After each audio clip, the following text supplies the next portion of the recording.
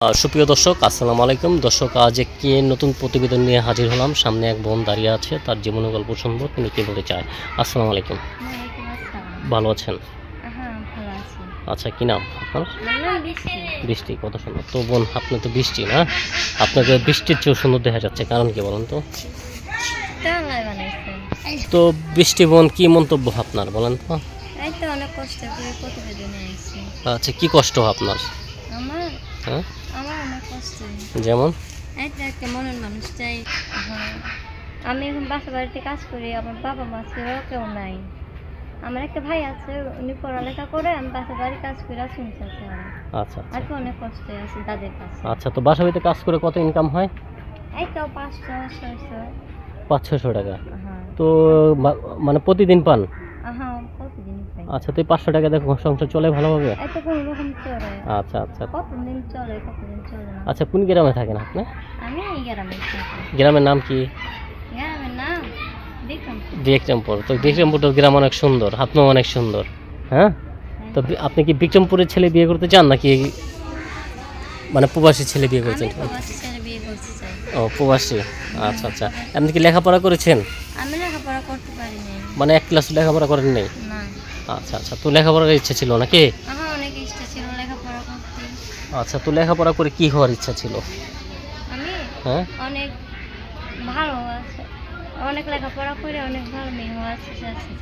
হ্যাঁ, আচ্ছা করতে পারি নাই। মানে করতে পারেন নাই। না। তো কয় ভাই বোন আপনারা?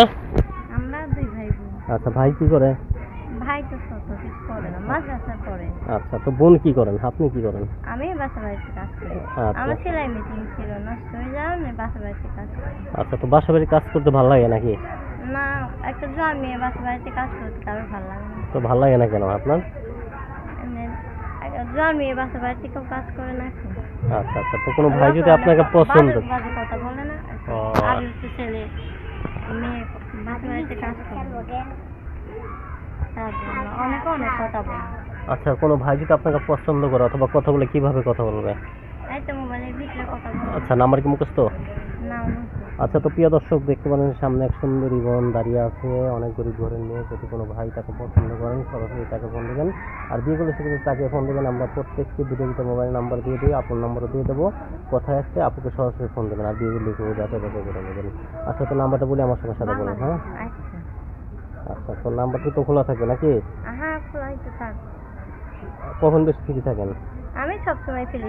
সব সময় ফ্রি থাকেন? আচ্ছা, তো নাম্বারটা বলি। আমার সঙ্গেই থাকে। নাম্বারটা হলো 0198713864। এটা হলো আপনার নাম্বার, ঠিক আছে? দর্শক, নাম্বারটা আবার বলে দিচ্ছে 0198713864। এটা হলো আপনার নাম্বার, ঠিক আছে বোন? আপনার নাম্বার দিয়ে দিচ্ছি। দর্শক যদি চলে গেছে, বলেন এখন কি কি মন্তব্য আছে, আর কিছু বলবেন?